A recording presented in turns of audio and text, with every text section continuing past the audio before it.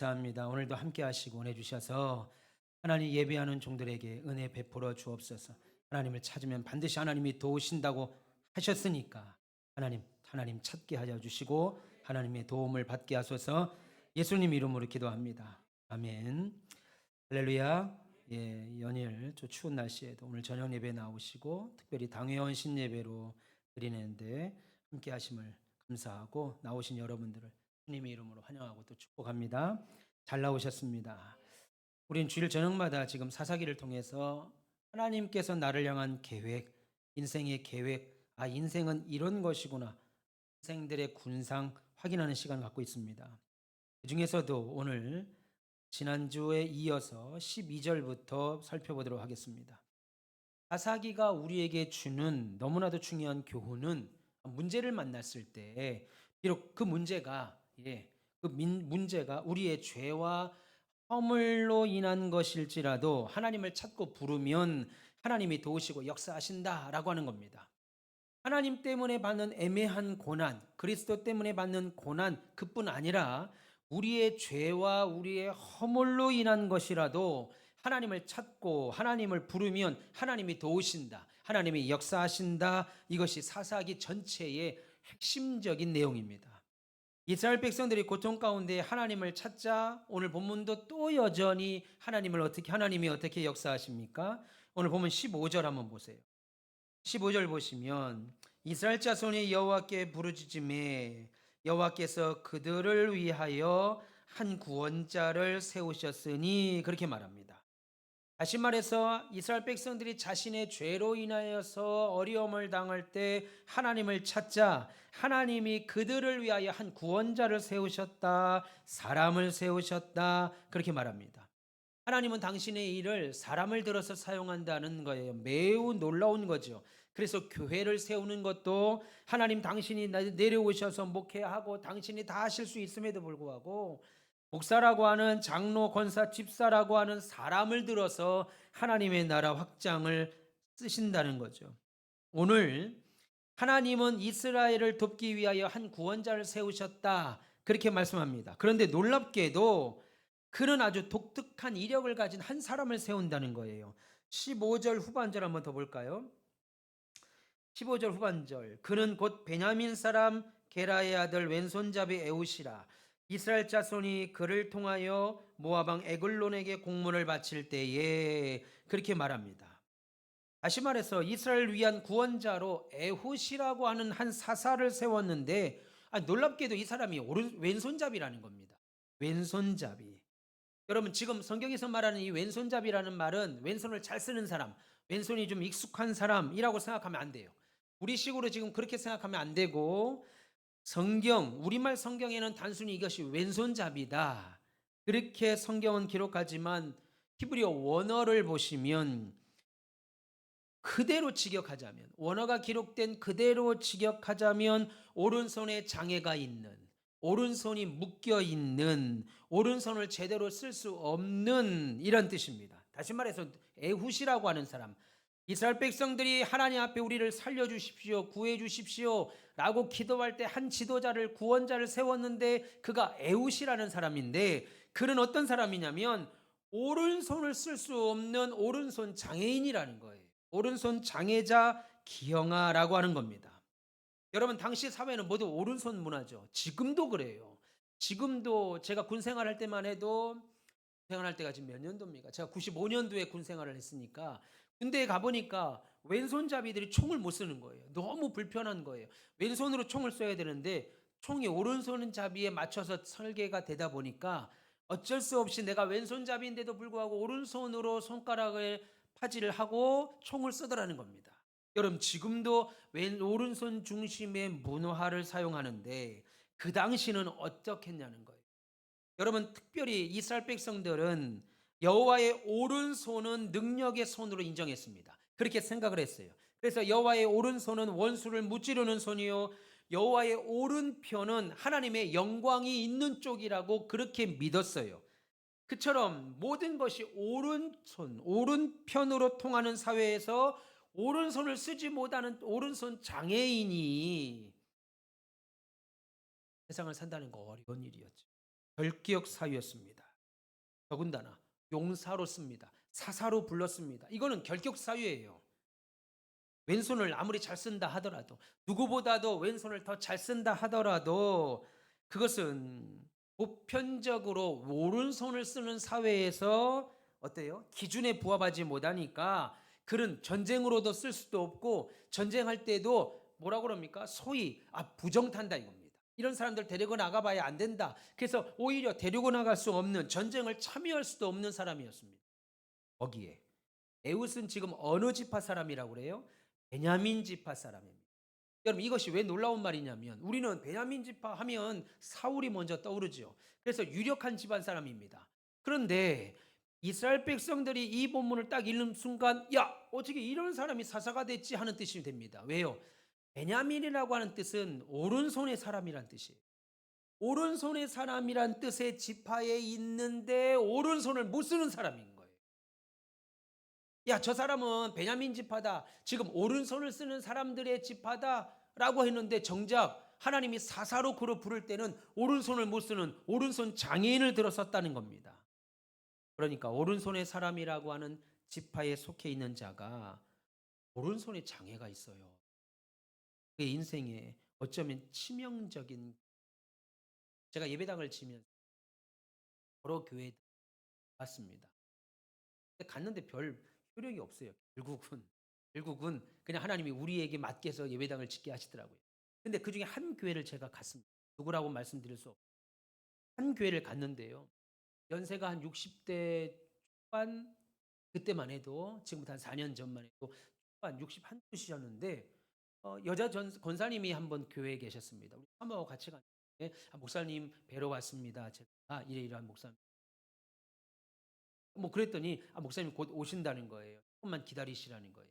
그래서 기다렸지요. 기다렸는데 사모님하고 목사님하고 이제 60대이신 목사님 사모님이 차에서 내리시면서 저를 반갑게 맞으시는데, 사모님이 아주 반갑게 맞으시는데, 목사님은 제가 여기 서 있는데 여기서 제 손을 막 잡으시고, 그러니까 목사님이 눈을 뜰 수가, 눈을 못 보시는 분입니다. 영으로서 중간에 눈을 못 보셨다기보다도 뭐 젊은 시절부터 눈을 볼 수가 없었어요. 그런데 눈을 볼 수가 없는데 목회를 하세요. 눈을 볼 수가 없는데. 그러다 보니까 어떻습니까? 실질적으로 성도들이 왔을 때 그 목사님이 점자 책이 있고요. 이렇게 된 한 요 정도 성경책 사이즈의 기계가 있더라고요. 기계가 손가락을 딱 대면 침 쏘듯이 쏴주더라고요. 그러면 이게 이렇게 읽으시는 거예요.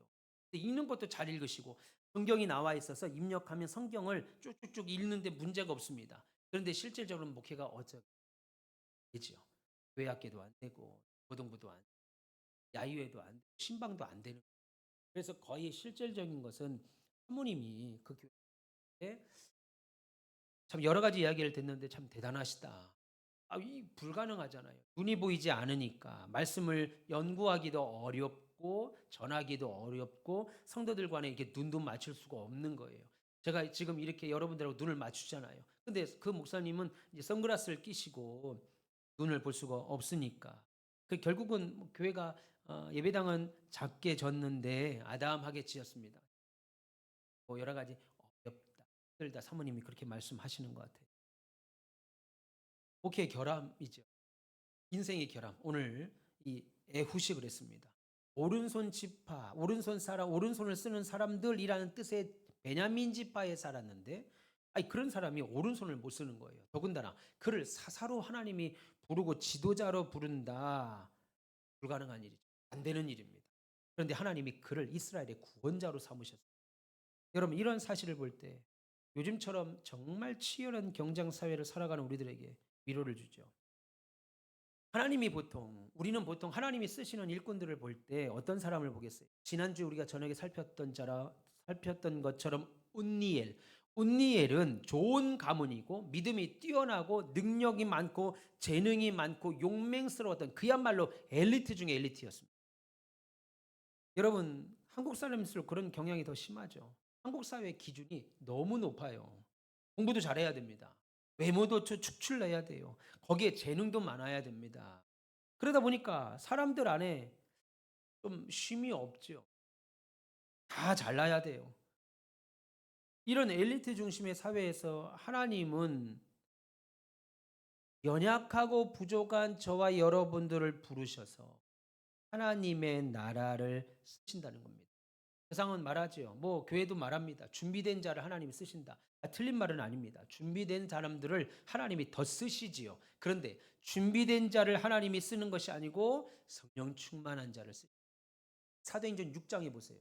사도행전 6장에 사도들이 교회가 점점점 부흥하니까 히브리파 사람들과 새로 하나님 앞에 예수 유대인들 중에 개종한 사람들과 이방인들 가운데 개종한 사람이 그리스도인으로 기독교로 개종한 사람들이 교회 안에 있는데 그들을 구제하다 보니까 빠지는 거예요. 사람이 너무 많으니까 유대인 중에서 그리스도인으로 이방인 중에서 그리스도인으로 개종한 사람들 가운데 어느 날 여기도 빠지고 저기도 빠지니까 이렇게 불만이 생긴 겁니다. 그래서 사도들이 그러면 이 일을 전담으로 할 집사를 세우자. 그래서 7집사를 세우잖아요.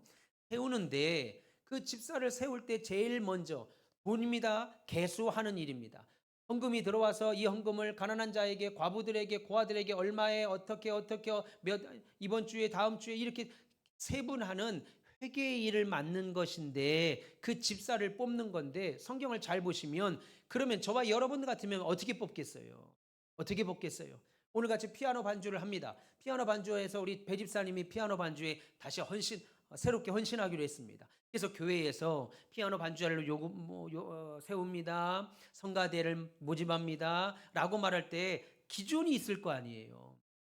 노래 잘하는 분, 음악을 전공하신 분, 이럴 거 아닙니까? 예를 들어서 신문에 요즘은 그런 게 없는데 예전에 저 어릴 때만 대학 다닐 때마다 신문에 막 대기업들 채용 공고가 막 있잖아요. 경력직, 신입사원직. 그런데 만약에 현대그룹에서 채용을 합니다. 신입사원을 채용합니다. 근데 거기에 격리부를 뽑는데 그럼 거기에 단서가 어떻게 붙어야 되겠어요? 4년제 대학을 나온 사람, 혹은 뭐 회계학과를 전공한 사람, 혹은 격리를 잘 보는 사람, 뭐 이런 것에 대한 붙지 않겠어요? 현대그룹에서 회계 업무를 볼 사람 뽑으려면. 그런데 성경은 만약에 현대그룹에서 그렇게 신문에 낼 때 뭐라고 내냐면 영충만 하나님께 인정받는 자, 기도 많이 하는 자, 사람들에게 칭찬 듣는 자, 라고 만약에 신문에 현대그룹이 삼성그룹이 그렇게 경력직이나 신입사원을 뽑는다 그러면 여러분들 어떻게 하겠어요? 이거 이상하다. 왜 격리를 뽑는데, 왜 회계 업무를 보는 사람을 뽑는데 성령 충만한 자, 하나님 앞에 칭찬 듣고 사람들에게 인정받는 자, 왜 이런 사람을 뽑지? 이거 좀 장난하는가 보다. 그렇게 생각 안 하시겠어요?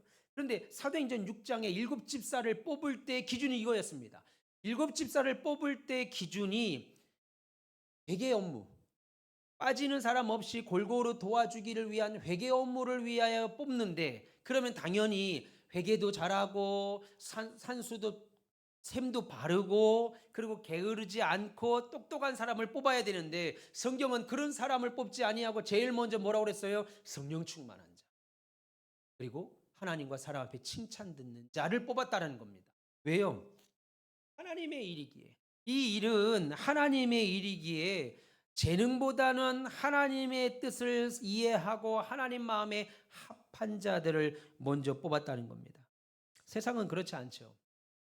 어떤 일을 할 때, 경력직을 뽑을 때 거기에 특화된 자들을 뽑습니다. 우리나라만큼 능력 많은 사람이 없어요. 텔레비전 보면은요, 경찰대를 나왔는데 경찰 업무를 하다가 변호사 시험을 봐서 변호사가 되는 사람도 있고, 의사를 되는 사람도 있고요. 제 후배 중에 한 명은 유아교육과로 편입을 갔습니다. 유아교육과로 편입을 갔어요. 50중앙대 유아교육과로 편입을 했어요. 50대 1인가 막. 그래서 저한테 막 찾아왔어요. 너무 자기 잘. 그런데 그러고 나서 6년인가 있다가 관동대 의대를 붙었다고 전화가 왔어요. 왜냐하면 어린아이가 너무 좋아서 실명은 거론 안 하겠습니다. 실명은 거론 안 하는데 어린아이가 너무 좋아서 자기가 중앙대 편입을 해서 유아교육과를 갔더니, 그래서 유치원을 갔더니 라는 거예요. 내가 이렇게 아이를 싫어하는 줄 몰랐다. 너무 말을 안 듣는다는 거예요. 그래서 더 있다가는 큰일 치를 것 같아서 그럼 내가 뭘 해야 되겠는가? 그래서 의사를 대해야 되겠다는 거예요. 지금이야 의전원이 있었지만 그 당시에 의전원이 없었으니까. 그래서 저 강원도에 있는 관동대 의대 시험을 봐서 5수 만에 거기 다시 가서 시험을 봐서 의사. 아, 능력 많아요. 한국 사회가 능력이 출중합니다. 하나님은 세상은 그러죠. 엘리트 중심의 사회니까 능력 있는 자를 우선으로 채용합니다. 그런데 하나님은 이런 부족함을 사용하셨어요. 말씀드린 대로 획일적인 세상의 눈으로 보자면 오늘 에웃은 열등한 사람이었습니다. 근데 능력 있는 하나님은 오히려 그를 강하고 존귀한 자로 세웠습니다. 여러분, 에웃의 오른손에 장애가 있었기 때문에 모압 나라가 그가 어떤 위협도 안 된다고 생각한 거예요. 그래서 이스라엘의 점령 국가였던 모압에게 공물을 바치러 갈 때 에웃이 대표로 갑니다. 볼까요? 15절을 보세요. 이스라엘 자손 여호와께 부르짖음에 여호와께서 그들을 위하여 한 구원자를 세우셨으니 그는 곧 베냐민 사람 게라의 아들 왼손잡이 에웃이라. 이스라엘 자손이 그를 통하여 모압 왕 에글론에게 공물을 바칠 때 모압이 이스라엘에게 쳐들어와서 공물을 날마다 정기적으로 받았습니다. 근데 그 공물을 바칠 때 에옷이 대표자로 간 거예요. 에옷이 따라갔습니다. 그런데 15절 끝나고 나서 16절 보세요. 에옷이 길이가 한 규빗은 정확하진 않은데 지금 여러분 손을 보면 손끝에서부터 여기 팔꿈치까지입니다. 요 정도 되는 사이즈의 칼을 오른쪽 허벅지 속옷에 딱 차고 간 겁니다. 오른발. 그죠? 오른발. 근데 지금 에옷은 오른팔을 쓰지 못하고 무슨 팔을 잘 쓰는 사람이라고 했어요? 왼손입니다. 그러면 상식적으로 칼을 어디에 차야 돼요? 오른다리 오른쪽 허벅지에 차야 돼요? 왼쪽 허벅지에 차야 돼요? 내 집사님 어디에 차야 됩니까? 왼손을 잘 쓰니까.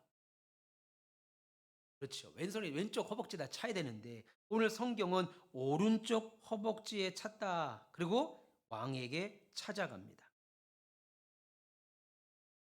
그런데 19절 한번 보세요. 오늘 에웃은 오른손에 장애가 있어서 모압에게 공물을 바치러 갈 때 대표자로 갔습니다. 그런데 이스라엘이 모압 나라에 가서 공물을 바치고 돌아오는 중에 에훗 다른 사람들은 다 먼저 그래 집으로 돌아가라라고 말하고 이 에훗은 집으로 돌아가지 않고 일행을 먼저 보내고 다시 모압 왕 에글론에게 돌아갑니다. 그게 19절이에요. 8절 보세요. 에훗이 공물 바치기를 마친 후에 공물을 메고 온 자들을 돌려보내고 19절 자기는 길갈 근처 돌 뜨는 곳에서부터 다시 돌아와서 이르되 왕이여 내가 은밀한 일을 왕에게 아뢰려 하나이다 하니 왕이 명령하여 조용히 하라 하매 모셔 선자들이 다 물러간지라 그렇게 말합니다. 무슨 말입니까? 왕에게 다시 돌아왔습니다. 이 에훗 혼자 돌아온 거예요. 혼자 들어와서 하는 말이 왕이여 내가 왕에게 아주 은밀한 말을 좀 하려. 무슨 말이라고 생각했겠어요? 두 가지 중에 하나겠지. 두 가지 중에 하나일 겁니다. 두 가지라고 생각할 거예요. 뭐냐면 음모가 있습니다. 왕을 모압 왕 에글론을 감히 대항하려고 하는 사람. 그랬는데 아주 비밀한 요 이야기를 좀 하고 싶습니다. 뭐 이런 거 하나거나 아니면 제가 오늘 공물 요것 말고 아주 은밀한 귀한 거 하나 또 갖고 왔습니다. 뭐 그런 거겠죠. 둘 중에 하나겠지요. 그러고 나서 하는 말이 왕의 신하들을 좀 물려주십시오. 독대를 하고 싶습니다. 이게 지금 19절의 말입니다. 그러자 왕이 명령하여 조용히 가라, 조용히 하라 하매 모셔 선자들이 다 물러갔다. 그렇게 말을 하고 있습니다. 근데 19절에 보면 17절에 보면 공물을 모압 왕 에글론에게 바쳤는데 에글론은 매우 비둔한 자였다. 그렇게 말합니다. 매우 비둔했다. 여러분 여기서 비둔하다는 말은 그냥 단순히 뚱뚱하다는 말은 아닙니다. 그냥 뚱뚱해서 막 몸도 못 이기고 못 거느리고 그 말이 아닙니다. 뚱뚱한데 스모 선수처럼 제가 예전에 다큐멘터리를 한번 봤더니 스모 선수가 하루에 6끼에서 7끼를 밥을 먹더라고요. 살만 있는 게 아니고 그 병원에 가서 그 MRI나 CT를 찍어보니까 근육이 상당히 많습니다. 먹고 운동하고 먹고 운동해 어마어마하게 등치를 큰 스모 선수처럼. 왜 그러겠어요? 여러분 지금은 미사일로 전투로 총으로 전쟁하는 시대지만 그 당시는 다 뭘로 전쟁하는 시대예요? 칼로 전쟁하는 시대라고. 근데 칼로 전쟁해야 되는데 장수에서 왕이 되는데 그 장수가 한 나라의 왕이 전쟁을 할 때 칼로 쓰는데 뚱뚱해. 그래서 뛰지도 못해. 뛸 때 막 아이고 아이고 아이고 이렇게 되면 전쟁에서 이길 수 있어요 없어요? 없어죠. 그러니까 여기서는 비둔하다는 말은요 단순히 뚱뚱해 가지고 막 팔도 제대로 못 쓰고 못 들고 한 다섯 걸음 걸면 숨이 이게 아니고 여기서 말하는 비둔하다는 말은요 육질이라 이겁니다. 골리앗 같이 지금 우리로 따지면 누구예요? 그렇죠. 마동석 같은 이런 사람이라 이겁니다. 등치가 아주 그냥 비둔하다 이겁니다. 당연하죠. 생각해 보세요. 칼로 전쟁하는 시대에 몸이 뚱뚱해서 걷지도 제대로 못하면 그거 전쟁에서 이길 수 있겠어요? 장수가 될 수 있겠어요? B급이다. 그러니까 덩치가 큰 같은 그런 프로레슬러 같은 사람이다. 그래서 이런 체격은 싸움에 유리했다는 겁니다. 그런데 반면 지금 독대를 하러 찾아온 에훗은 어때요? 아니, 누가 봐도 오른손을 못 쓰잖아요. 장애인이잖아요. 그러니 에글론 왕과 그의 신하들이 한눈에 봐도 야야 저 에훗이 뭘 할 수 있겠냐. 야 오른손도 못 쓰는 저 장애인이 뭘 할 수 있겠냐. 저 우리 왕 비둔하고 등치가 마동석 같은 저 우리 에글론 왕에게 뭘 할 수 있겠냐. 그래서 장애가 있는 에훗을 전혀 신경 쓰지 않고 통과시켰을 겁니다. 오늘 본문에 나오지 않았지만 분명히 무기가 있지 않은지 평상시에는 몸수색도 했을 거예요. 그런데 에훗은 오른손을 못 쓰니까 그의 칼을 어디다 찼다고 그랬습니까? 오른발에다 찼다는 거예요. 몸수색을 하려고 하는데 야야야 됐다. 오른팔도 못 쓰는 애인데 무슨 일 하겠냐고. 몸수색도 필요 없다. 그리고 혹여나 그럼에도 불구하고 몸수색을 할까봐 왼쪽에 저 사람은 왼쪽은 정상이니까 왼쪽에 칼이 있겠지 하고 왼쪽을 뒤질 뻔했는데 에훗이 오른쪽에다 이해되시죠? 제 말을. 그는 왕이 있는 다락방에 오늘 보면 20절 한번 보세요. 에훗이 그에게로 들어가니 왕은 서늘한 다락방에 홀로 앉아 있는 중이라. 에훗이 이르되 내가 하나님의 명령을 받들어 왕에게 아랠 일이 있습니다. 그렇게 말하죠. 여러분 여기서 나오는 서늘한 다락방은 뭐라 할까요? 왕이 너무 뚱뚱하니까 날이 너무 더우니까 겨드랑이도 그렇고 사타구니도 땀 차니까 좀 시원한 방에 가서 좀 누워있지 아닙니다. 여러분 그러면 얼마든지 칼 맞죠. 화살 맞죠. 그게 아니고 아주 비밀한 장소예요. 에글론 왕만 들어갈 수 있는 아주 개인적인 아주 비밀스러운 장소라는 겁니다. 그래서 여기서 말하는 서늘한 다락방은 외부 인사를 맞이하는 응접실이나 손님이 오면 우리 거실로 앉읍시다, 식탁에 앉읍시다 이런 응접실이 아니고 왕만 혼자 들어갈 수 있는 매우 프라이빗한 장소, 사적인 공간이라는 거예요.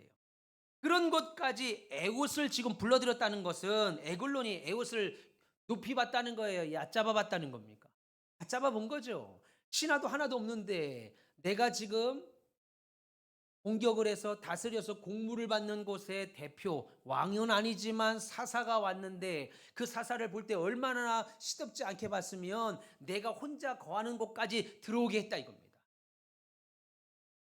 에글론은 에훗이 은밀한 일을 말한다고 하니까 말씀드린 것처럼 다른 뭔가 특별한 보물이나 곡물이 있을까 혹은 반역이나 음모에 대한 얘기인가 생각을 했을 겁니다. 그런데 에훗은 놀랍게도요. 지금 이 사사는 이 에글론 왕에게 뭐라고 그럽니까? 하나님의 명령을 전하러 왔습니다. 그렇게 말합니다. 이 사람은 지금 하나님을 믿는 사람이 아닌데 하나님의 명령을 전하러 왔습니다. 그러면서 에글론이 그 말을 듣고 일어납니다. 여러분 보세요. 20절 마지막에 보세요. 내가 하나님의 명령을 받들어 왕에게 아뢰할 일이 있습니다 하매 왕이 그의 보좌에서 좌석에서 일어나니 그랬습니다. 여기서 말하는 말은요. 잘 보세요. 왕이 하나님이 하십니다. 하나님이 전할 말이 있습니다. 어명입니다. 그러니까 앉아서 자리에서 일어난 게 아니고 진짜 할 말이 있걸라. 정말 은밀한 말이 있걸라. 그러니까 왕이 말인데 좀 오시죠. 그러니까 이 왕이 뭔가 분명히 귀한 게 있다 이겁니다. 그래서 에훗에게 가까이 간 겁니다. 무슨 말인데? 이게 거리를 뛰지 않고 가까이 간 겁니다. 여러분 제가 예전에 중국의 영화인가 한번 보니까요. 왕 앞에 황제 앞에 갈 수가 없어요. 50보 앞으로 50보나 떨어져서 왕을 아련해야 돼요. 왜냐하면 칼이나 활이나 혹시라도 뭔가 있어서 황제를 시해할까 봐 50보 이상 못 가는 거예요. 전력을 잘해서 어디 나가서 승전보를 가져오면 30보 앞으로 오라. 20보 앞으로 오라. 봤어요? 그렇게 얘기하더라고요. 그런 나중에 10보 앞으로 오라. 그러기까지 하는데 나중에는 황비용 찍었던 그 배우가 나온 영화입니다. 붕 날라가지고 10보 앞에 가니까 붕 날라서 칼 휘둘리려고 하는데 그때 황제의 시위대들이 막아가지고 시해를 못하게 하더라고요. 그렇게처럼 가까이 못 오게 하는 오늘 이 에글론이 하나 이 에웃을 우습게 오른손도 못 쓰는 저 장인이 뭘 하겠냐 하고 이 에글론 왕이 에훗에게 가까이 가는 겁니다. 그래서 그의 왕이 그의 좌석에서 일어나니 그러자 21절 보세요. 에훗이 왼손을 뻗쳐 그의 오른쪽 허벅지 위에서 칼을 빼어 왕의 몸을 찔렀다. 그렇게 말합니다. 잘 보세요. 지금 에훗이 왼손을 뻗쳐서 오른쪽에 칼을 빼가지고 찔렀다 이겁니다. 쉽지 않은 겁니다. 왼쪽을 빼서 그냥 확 꽂아야 되는데 오른손을 못 쓰니까 혹여나 법문을 받을 때 걸릴까봐 오른손에 칼을 이렇게 또 빼려고 하니까 왼손잡이가 빼서 찔렀다 이겁니다. 그런데 놀라운 게 하나님께서 이거 실패할 확률이 훨씬 많습니다. 왼손에서 빼서 그냥 꽉 꽂아야 되는데 가까이 무슨 일이니? 무슨 일이야? 이래야 되는데 무슨 일이야? 걸리죠. 이렇게 하다 걸리는 거 뭐하니? 잠깐만요. 칼을 꺼내야 되는. 왜 이렇게 꽉 묶었니 칼을? 이렇게 돼요. 빼서 바로 꽂아야 되는데 이걸 또 찾아야 돼요. 그런데 놀랍게도 찔렀는데 22절 보세요. 칼자루도 나를 따라 들어가서 얼마나 하나님이 에웃에게 힘을 주시고 능을 주셨는지 칼을 잡고 있는 칼자루까지도 에글론 몸 안으로 들어가서 그 끝이 등 뒤까지 나갔습니다. 칼 손잡이가 등까지 그냥 뚫고 나간 거예요.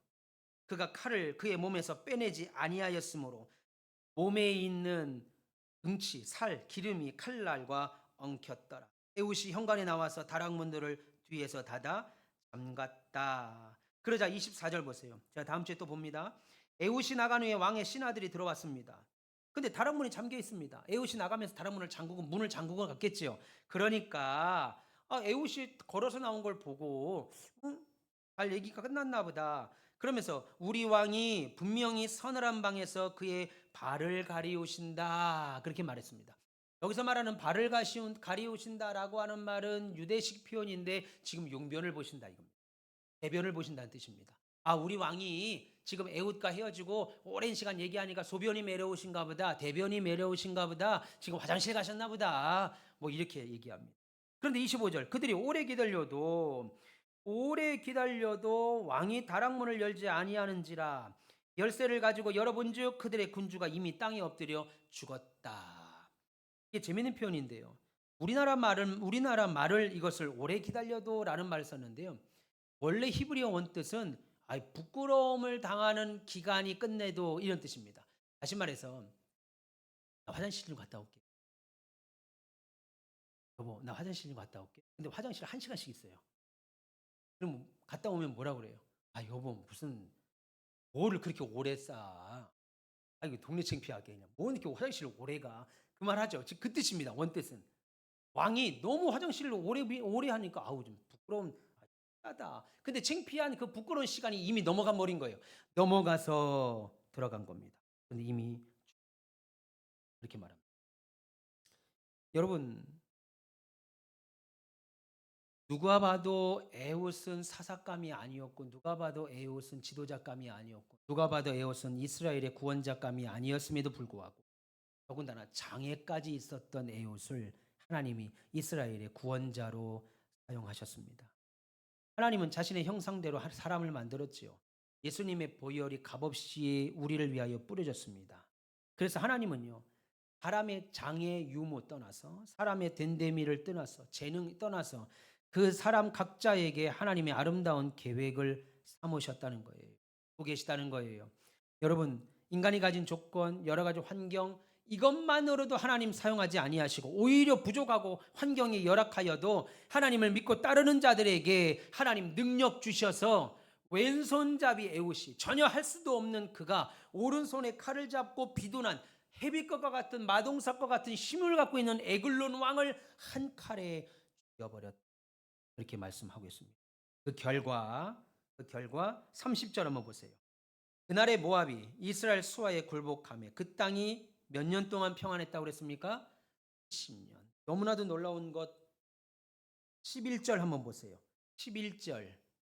우리 박장로님 한번 읽어보시겠어요? 11절.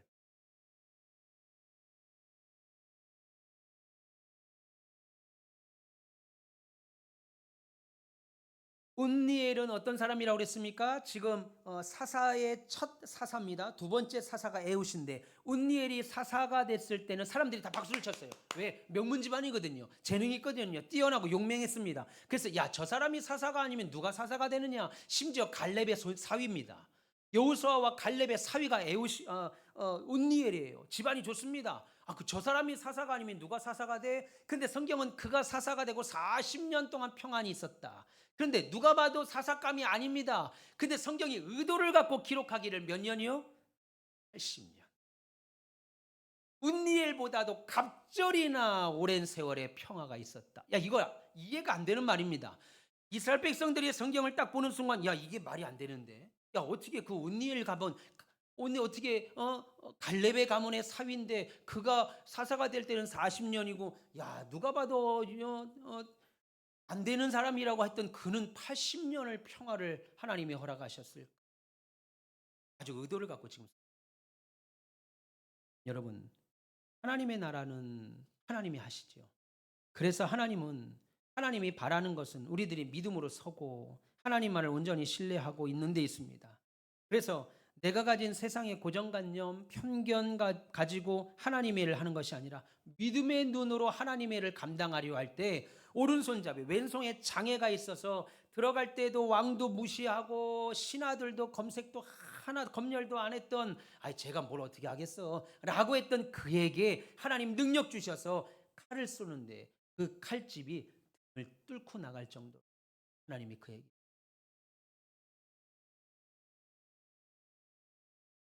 죽이고 그리고 그 오른손 쓰지도 못하는 장애인 하나님이 80년 동안. 여러분, 하나님은 준비된 자를 쓰시지요. 그러나 하나님 말씀에 온전히 순종하고 따르는 준비. 오늘 특별히 당회원 헌신 예배를 드립니다. 우리 장로님 세상에서 한평생 사업도 하시고 직장에서 공무원으로서 헌신도 하십니다. 그런데 하나님이 그들을 사용하신 이유, 하나님을 사랑하는 마음 때문입니다.